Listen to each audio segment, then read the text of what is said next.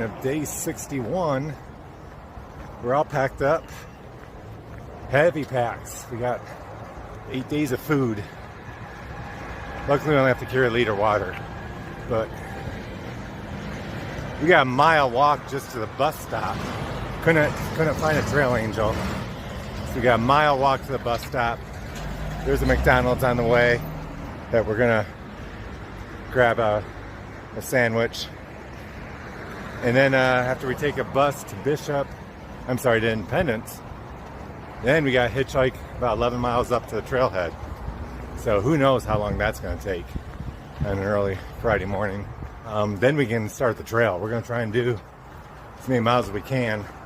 We average 16 miles over the next 8 days to make the Mammoth before the food runs out, which doesn't sound like much, but at this altitude and with all the passes and river crossings and snow, that's a fair amount.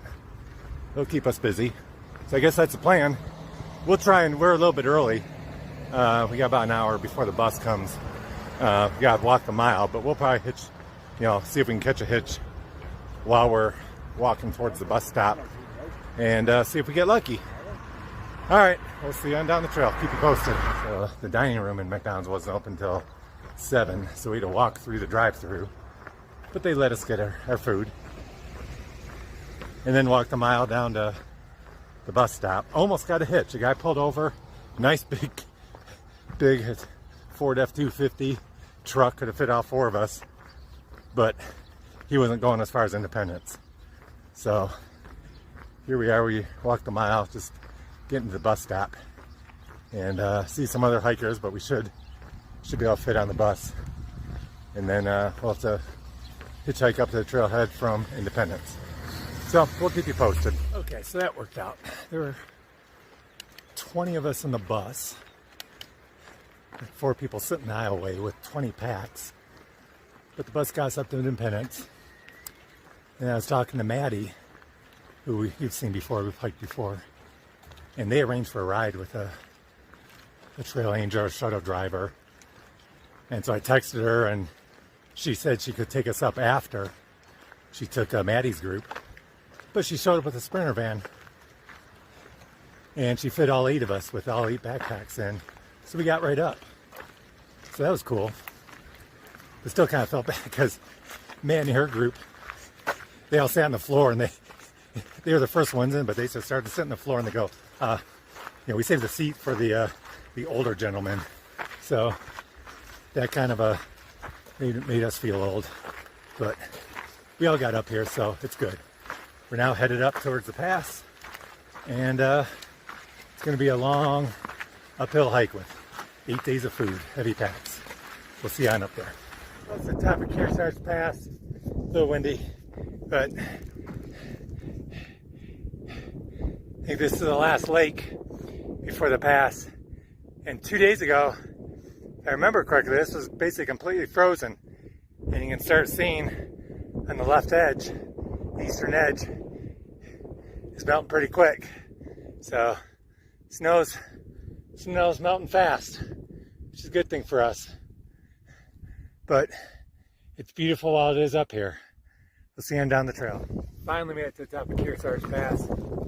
It's doing good in the beginning, but after the first break, shortly after, I was huffing and puffing, and a bug flew down into my mouth. Went down the round pipe, so I could not get that thing out. I'm hacking and coughing, wheezing, and I cannot get that bug out. This phlegm starts coming up, and I'm still trying to hike uphill another 1,200 feet, 2.5 miles. So finally got them cleared, but I never got in a rhythm after that. So, but we made it. Now we got a couple miles downhill where we join the PCT again. Yeah, real miles. And then we can start collecting some northbound miles. But we're gonna try and do Glen Pass after that, because it's only like a couple miles and 1,000 feet up. And then you head down, I think, towards Ray Lakes, which are pretty beautiful, and there's a bear box down there. So if we get our butts in gear, we might be able to do 16 miles today. We'll see. But we got to the trailhead. Everything worked out. and got to the trailhead pretty early. So I think we can do it. We'll see how the day goes. This is our second time on top of Kearsarge Pass in 3 days. You could tell a lot of snow has melted. You know, still to do the snow traverse, but it was a little bit less. The lakes are starting to get a little bit softer. Right at the top, there's a little bit of snow you had to walk across. That's just about gone. So snow is going fast. And so that should be good news for all these northbound passes we got to go. So we'll see. We'll check out when we get there. Show you what it's like. Seeing down the trail. Okay, so it's 2:30 and just made it back to the PCT. That little resupply took us about 2.5 days. Hiking up and down Kearsarge Pass twice. Getting rides about 50 miles twice. And spending zero in Bishop. But that's what you gotta do if you want to traverse the Sierras. Long food carries and long resupplies. It's the price to pay for the beauty. So now we gotta hike up and over Glen Pass and then down to Ray Lakes where there's a bear box and we can store all that food. Seeing down the trail. Alright, one more gorgeous alpine lake with snow-capped peaks surrounding it. Got a nice little valley down there, but that's not where we're going. We're going up and over this. Hopefully it's to the right, but I think we got about 2 miles, less than 2 miles, and probably less than 1,000 feet. But it's up. So where the trail goes, we go. Making our way up Glen Pass and check out this lake. It used to be completely frozen over. It's melting fast, but a lot of ice still on it. Pretty interesting. Got a little bit downhill, but you gotta go way up there. Here's a closer look at the lake. There's so many different shades of blue, a couple green, mostly blue.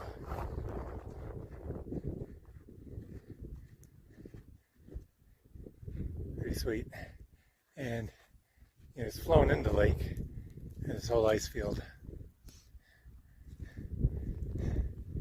Everything's melting fast. 4:05. Made it to the top of Glen Pass. It's getting late. We gotta move getting down. But we got scenery down there. That's where we came up.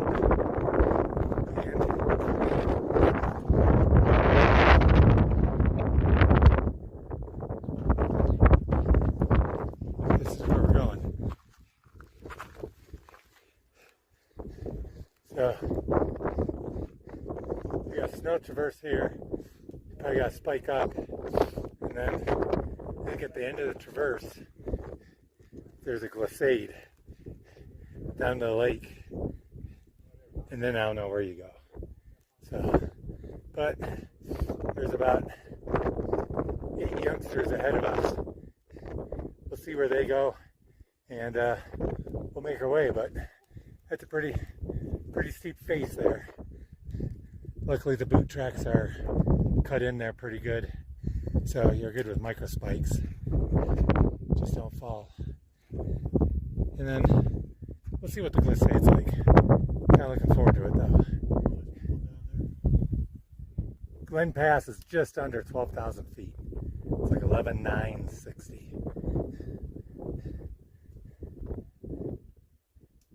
And be heading down. I don't know. I think that's Ray Lakes right there, where there's no snow. These are higher lakes over here, but over here, and I think that's, you can see kind of 3 lakes. We want to get down to the 3rd one here before it starts getting dark or cold. So we got a few miles to go and a lot of snow to traverse. The slip, not going far, at least not here, because these boot tracks anywhere from like 3 to 4 feet deep. So you got snow on either side of you to keep you in here. So just slow and steady. The snow is real soft because of the late afternoon. Once you get past those rocks, down where Blackout is, down, we lost all the youngsters. So can't really see what the conditions are like around the corner. But we'll try and get up there and see what's going on. Okay, so this is a straight down scramble. And then people are glissading here, but it ends in rocks. So you need a good brake. We're gonna sidestep it all the way down. Okay. More semi-frozen lakes. And you gotta go down there to the green Ray Lakes. Sandra would not have liked that descent. I mean, we're only halfway down, but the it's a pretty sketchy halfway down. I got focus here. I'll talk to you later. Hopefully, there's a lot of snow, but this wasn't bad. But we had to cross those rocks, and more snow, and rocks. Came from way up there, so that was a healthy descent. Sandra would not have liked this. After the first, there's too much exposure to glissade down. There's too many exposed rocks, so you got to sidestep it, but it's so steep. At the very end, we had to glissade, and you kind of just glide over the rocks a little bit. But that was some work going down there. Here's Gandalf glissading. Lift your feet up. Pick your feet up. All right, glissading in slow motion. First of the Ray Lakes. We got about 1 3/4 miles before we hit the third one.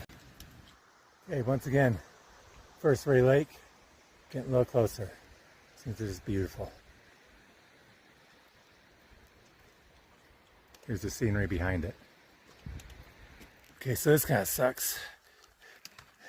I think Ray Lake 1 and Ray Lake 2 have become one. We got basically a river crossing at like what, 6:30 at night? Yep. So it'll be nice and cold for bed with wet feet and pants. But that's where the trail goes. So that's where we go. Where the trail goes. Here we go. All right. I'll let you know how it is. Shows how deep it is. It's just a regular. It doesn't look deep. It's like bad water. You might want to jump in. Right away. So far it's calf deep. Not too bad. Looks like calf deep, but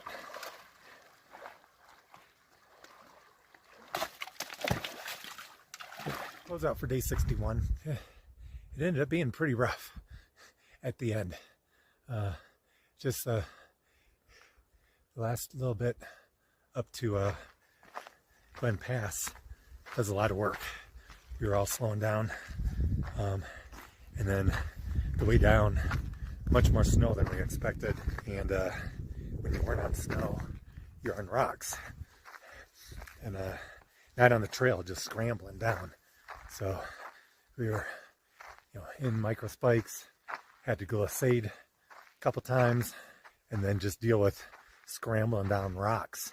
And the rocks are shifting, your feet are wet, so it took a lot out of us. We were hoping to go a few more miles. We only went 12 miles.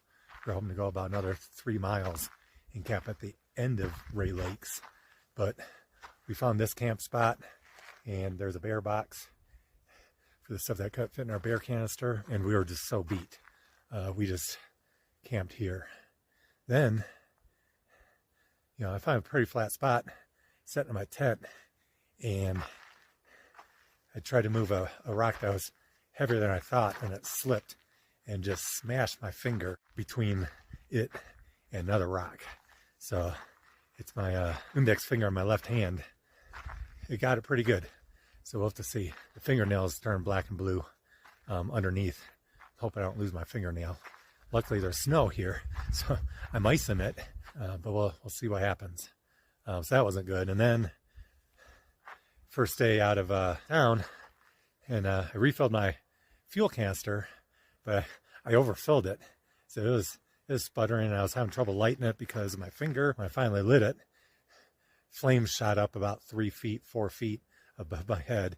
It was a pretty good fireworks show. We got that under control, but I had a little bit of excitement. And we're trying to figure out what we're going to do tomorrow. As Mather Pass is kind of a short pass. I think it'll be like 9 or 12 miles to get up and over that. But then that's 2 days in a row that we're doing short of the 16. So we might try and push it and do 2 passes. But today that didn't work out very well. I got to study the maps a little bit more. Figure out, see how we feel tomorrow. We'll probably see how we feel after the first pass. And we'll have to either push it at the end or pick it up a little bit in the, tomorrow. So far, Glen Pass has probably been the toughest. Just it was really steep going up. You know, we had 0.7 miles left, but still 700 feet to go. So that's like, it's 1,000 feet per mile slope, which is, you know, anything above, I mean, 500 is steep. So anything above 500 is a lot of work. I think the biggest we did before this was like 880. And this little segment was like 1,000 foot per mile. So that took a lot out of us getting up over it. And then on the way down, just dealing with all the snow. It was steep snow. It wasn't just, you know, running across country. It was steep, so you had to watch your feet. And then dealing with the rocks was hard. So that's why we pulled up short. But we got down here safe. Oh, and then, you know, right in between the first 2 Great Lakes, they're so full, there's water flowing. So we had a water crossing, you know, about calf deep, you know, but that's 6:30. So now I'm still sitting in wet socks and wet shoes. I gotta go and warm up. That also takes it out of you. We'll get some rest tonight. I don't think we're gonna leave till 6:30 tomorrow. We'll see how tomorrow goes. See you then down to the trail.